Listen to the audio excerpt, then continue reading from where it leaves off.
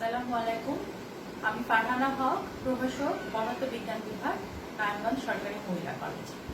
প্রিয় শিক্ষার্থীরা, আশা করি তোমরা সবাই ভালোই আছো এবং কলেজ থেকে প্রতিদিন যে লেকচারগুলো দেওয়া হচ্ছে তোমাদেরকে, সেই লেকচারগুলো ফলো করছো, বাসায় পড়াশোনা করছো।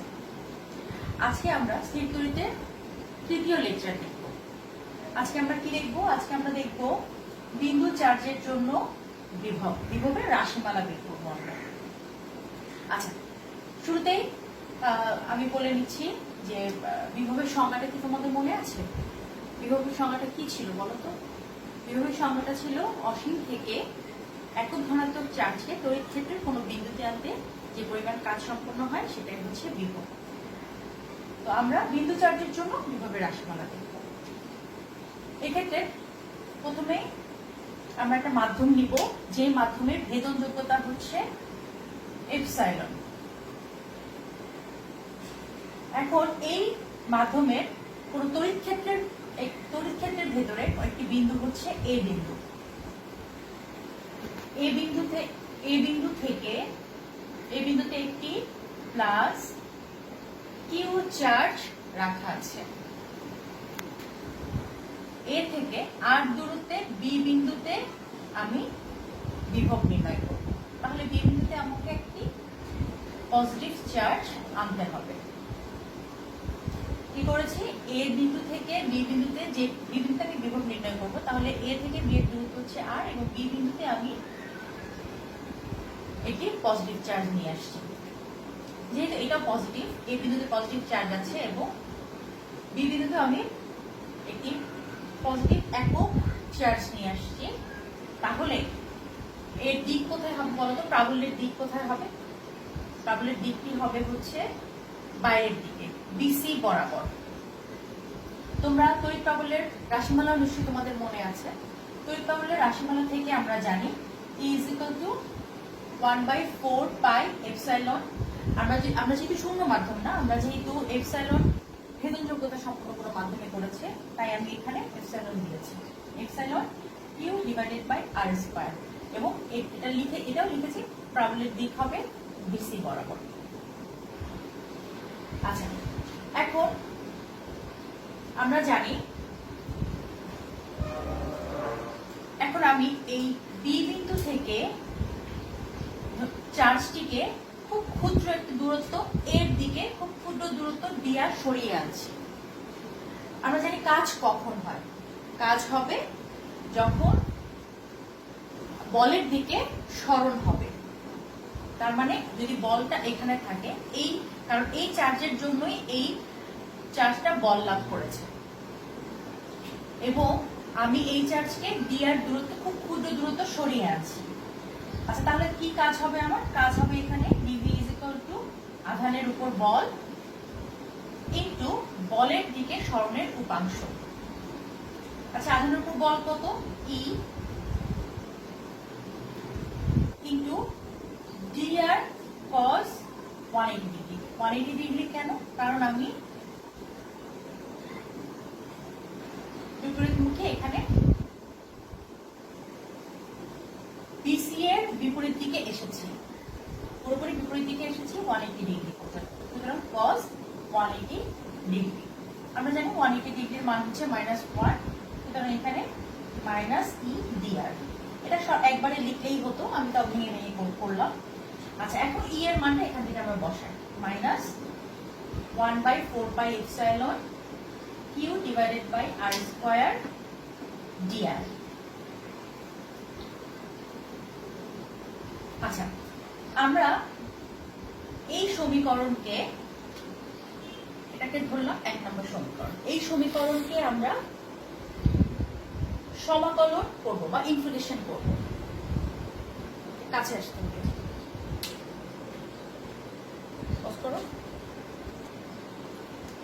আচ্ছা, আমরা এই 1 নম্বর সমীকরণকে আমরা সমাকলন করব।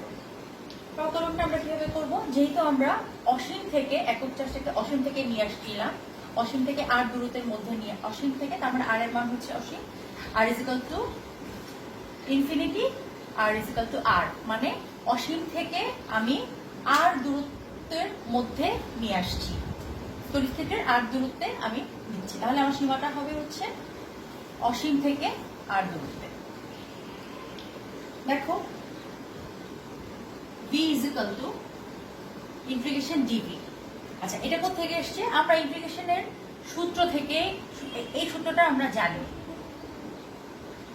dx ইন্টিগ্রেশন dx সমান সমান x, এখান থেকে এটা এসেছে। dv is equal to integration dv is equal to v is equal to, দেখো এটাকে একটু ভেঙে করেছি, প্রথমে সমাকলন চিহ্ন দিয়ে রেখেছি, তারপর যেটুকু কনস্ট্যান্ট আছে সেটাকে আমরা ইন্টিগ্রেশনের বাইরে রেখেছি। ভেতরে কি আছে? 1/r² dr। এটাকে আমরা এই পাওয়ারটাকে আমরা এভাবে লিখেছি, r ইনভার্স 2 dr। সমাকলনের আরেকটি সূত্র আছে, সেটা হচ্ছে ইন্টিগ্রেশন x⁴n এর সূত্র, x⁴n dx ইজিক্যাল টু, আমরা কি জানি, এই যে পাওয়ারের সাথে 1 যোগ করতে হবে, x⁴n plus 1 divided by n plus 1। তার মানে ইন্টিগ্রেশন x⁴n এর সূত্র হচ্ছে x⁴n plus 1 divided by n plus 1। ঠিক সেম জিনিসটা আমরা এখানে করব। সেটা কি? দেখো এটাকে ইন্টিগ্রেশন, এটা এই অংশটুকুকে যদি ইন্টিগ্রেশন করি তাহলে রেজাল্ট কি আসবে? এটা যদি -2 কে যদি এই সূত্রের n ধরি, তাহলে দেখো r⁻² প্লাস 1, মানে সূত্রের n প্লাস 1 কে আমরা লিখলাম -2 প্লাস 1 ডিভাইডেড বাই -2 প্লাস 1। তাহলে উপরে অংশে কি আসে? r⁻1 আর নিচে আসে -1। দেখো এখানে কি দেখা যাচ্ছে? এখানে 1/4πε, আর এই যে মাইনাস, আর এই প্রথমের আর একটা মাইনাস ছিল, এই মাইনাসে মাইনাসে প্লাস হয়ে গেছে, আর এখানে যে কিউটা ছিল আমি কিউটা এখানে নিয়ে গেছি, এটা 1 দিয়ে এখানে কিউটা নিয়ে গেছে। তাহলে সমীকরণ আসে 1/4πε q/r। তাহলে আমরা টোটাল সমীকরণটা লিখতে পারি, আমি এটা একটু উপরে লিখছি, v ইজিক্যাল টু 1/4πε q/r। এটাই হচ্ছে বিন্দু চার্জের জন্য বিভবের রাশিমালা। যদি শূন্য মাধ্যম হয় তাহলে কি হবে? শূন্য মাধ্যমের জন্য v সমান সমান 1/4πε হবে q/r।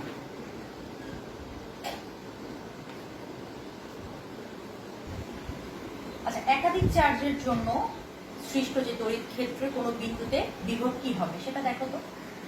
ধরলাম q1 q2 q3 qn পর্যন্ত চার্জ আছে এবং চার্জ আছে, এবং কোনো একটা নির্দিষ্ট বিন্দু থেকে এই চার্জগুলোর দূরত্ব হচ্ছে r1, যথাক্রমে r1 r2 r3 থেকে rn পর্যন্ত, এবং বিভব হচ্ছে, ওই বিন্দুগুলোর বিভব হচ্ছে v1 v2 v3 থেকে vn পর্যন্ত। তাহলে আমরা কি লিখতে পারি? আমরা বিন্দু চার্জের জন্য বিভব যে রাশিমালা দেখেছিলাম সেখান থেকে আমরা আসলে v1 প্রথম বিন্দুর জন্য বা প্রথম চার্জের জন্য আমরা কি লিখতে পারি? v1 is equal two 1/4πε q1 divided by r1। v2 জন্য লিখতে পারি 1/4πε q2 r2। এভাবে আমরা এটা বের করতে পারি, vn সমান সমান 1/4πε qn ডিভাইডেড বাই rn। আচ্ছা, তাহলে ওই বিন্দুর মোট বিভব কি হবে? v is equal to v1 plus v2 plus vn। আচ্ছা, এখানে মান বসালে কি হবে? v1 এর মানটা ছিল 1/4πε q/r q1 r1, দুটো মান বসাচ্ছি, 4πε q2 r2 1/4πε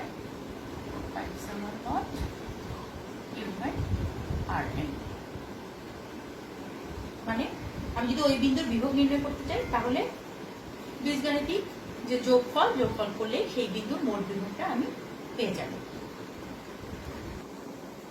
আচ্ছা, এখন আমরা একটা প্রবলেম সলভ করবো। বিভবের রাশিমালা যেটা বের করেছি সেটা দিয়ে আমরা একটা প্রবলেম সলভ করবো। দেখো আমি প্রবলেমটা এখানে লিখেছি। 1 মিটার বাহু বিশিষ্ট বর্গক্ষেত্রের প্রতিটি কোণায় 5 × 10⁻⁹ কুলম্ব চার্জ স্থাপন করা হলো। বর্গক্ষেত্রের কেন্দ্রে বিভব নির্ণয় করো। দেখো এখানে যে একটা বর্গক্ষেত্র রাখলাম ABCD, এর কেন্দ্র হচ্ছে O, এই দুটি কর্ণ হচ্ছে AC এবং BD, এরা হচ্ছে O বিন্দুতে ছেদ করে। আমাদের কি বলেছে? বলেছে O বিন্দুতে মানে কেন্দ্রে বিভব নির্ণয় করতে হবে এবং প্রতিটি কোণায় 5 × 10⁻⁹ কুলম্ব চার্জ আছে, মানে প্রত্যেকটা সমান চার্জ রয়েছে এবং 1 মিটার বাহু বিশিষ্ট, মানে আমরা যে বর্গক্ষেত্রে 4টা বাহু সমান থাকে, এই বাহুগুলো হচ্ছে 1 মিটার। আচ্ছা, কিভাবে করব? আমরা প্রথমে একটা এই সমকোণী ত্রিভুজটা নিলাম ACB। AC মানে আমরা AC এর মানটা জানতে চাচ্ছি। এই কর্ণ AC এর মান নির্ণয় করব। প্রথমে আমরা ABC এই সমকোণী ত্রিভুজের থেকে আমরা লিখতে পারি AC² = AB² + BC²। AB এর মান কত? 1, BC এর মানও 1, সুতরাং এখানে পাই হচ্ছে 2। তাহলে AC = √2 মিটার। আচ্ছা, AC যদি √2 হয় তাহলে আমরা জানি বর্গক্ষেত্রের কর্ণগুলো সমকোণে সমদ্বিখণ্ডিত করে। তাহলে আমরা লিখতে পারি এখানে AO = শুধু AO না, AO, BO, OC বা OD সবগুলোই হচ্ছে √2/2, মানে এটাকে হাফ করতে হবে।